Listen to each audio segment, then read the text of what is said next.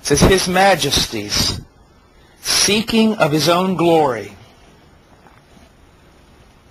is not prejudicial to the creature's good, but the very communication of His fullness goes along with it, so that in glorifying Himself, He is most beneficial to His own creatures. Our blessed Lord is then doing most for our advantage when He does all for His own glory. That's a wonderful statement. Let me read it again. Our blessed Lord is then doing most for our advantage when He does all for His own glory. Now look at this. This is amazing. O blessed self-seeking that gave us a being and well-being, that makes no advantage of it, but gives advantage. He hath the honor of all, but we have the profit of all. Now look at the way he writes this. I mean, people don't talk this way anymore. O blessed self-seeking. He's blessing the fact that God is self-seeking. That God is doing everything for His own glory. He's blessing this. Oh, blessed self-seeking that gave us being. If God did not act for His own glory, you wouldn't even exist. Do you realize that? Neither would I. Because why? He didn't need to make us. He wasn't lonely. It was His self-seeking. It was His seeking after His own glory that brought about our existence and our well-being. We don't deserve well-being. The world should be like the play Waiting for Godot. I mean, there should just be nothing of beauty. Everything should be gray, insipid, horrid. There should be no leaves on trees. Nothing. The question is not why do bad things happen to good people. The question is why does anything good happen at all? There shouldn't be babies being born today and people rejoicing. There shouldn't be weddings. There shouldn't be leaves about to spring out on trees in another month. Everything should be bad. The only reason there's well-being is because God is seeking His own glory and proving His goodness to wicked men that makes no advantage of it. God takes no advantage of this because He needs no advantage. He's God. But gives advantage. He hath the honor of all, but we have the profit of all.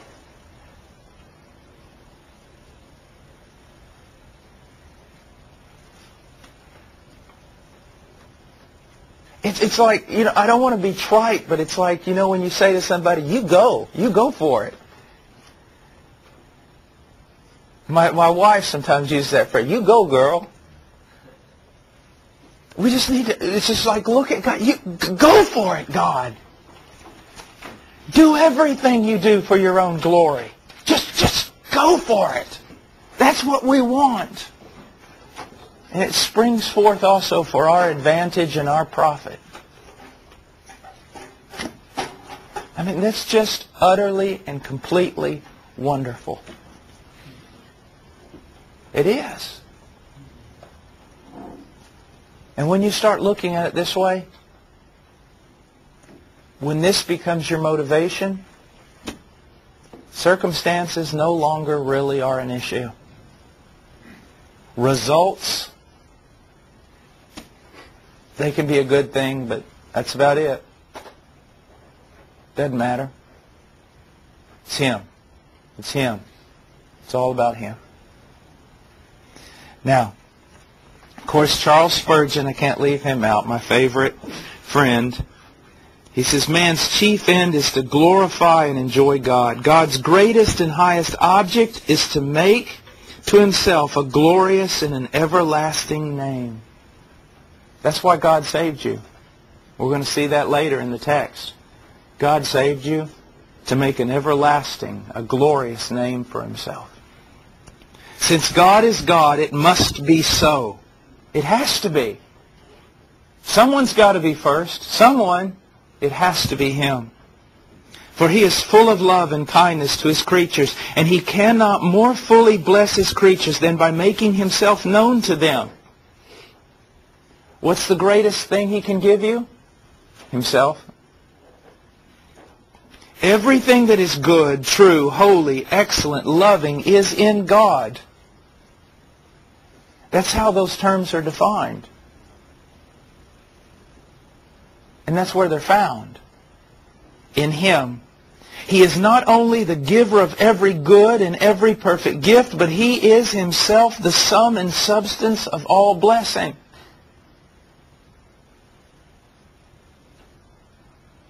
I want God to bless me.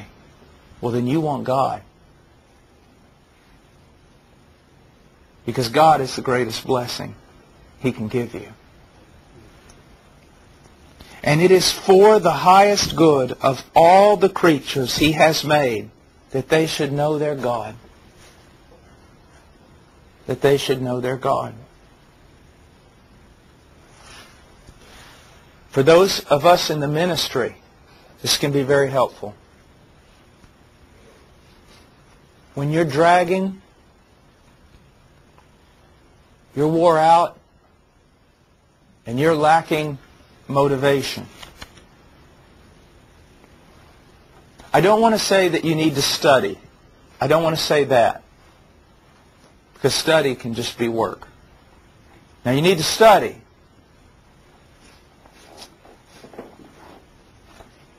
But what you need, the ultimate end of study, is to think great thoughts about God. See, if I just say study, that's not enough. I got to say the end of study, the purpose of study. What do you need to motivate you? Great thoughts about God. When you have great thoughts about God, you see, that will pick you back up. Because sometimes I've studied wrongly. Just technically. It left me tired. But all study, the technical aspect of it, ought to lead me to think great thoughts about God. Every text you look at, one of the things you need to ask yourself is, what is miraculous here? What is amazing here? What is supernatural? What is glorious? The thing is not just to understand the grammar of the text, but to be mesmerized by it. I mean, you look in there, the descriptions of the temple, so intricate. You know, why is all this in here? You go to the book of Leviticus, the one book that stops everybody from reading through the entire Bible. They take off and they're doing well, and then they get to Leviticus. It's because we're not understanding rightly. Ask yourself the question, why these intricate sacrifices? What does this tell me? It tells me much about the perfection of the sacrifice of Jesus Christ.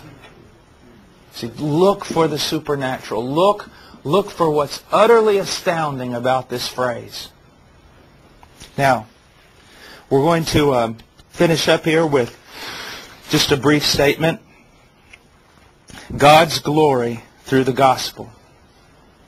Just briefly going to read, we have learned that God glorifies Himself by directing all things and working in all things, so that the fullness of all that He is might be revealed to His creation. For all the works of God in history, none so glorifies God as the cross of Jesus Christ and the salvation that was accomplished through it. Second coming lies in the shadow of the cross.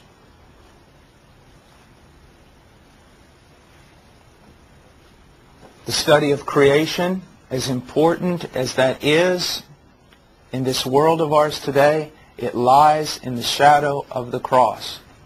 Creation without the cross leads only to condemnation because of the fall. A second coming without the cross leads to judgment, with everyone being cast out as goats apart from the cross.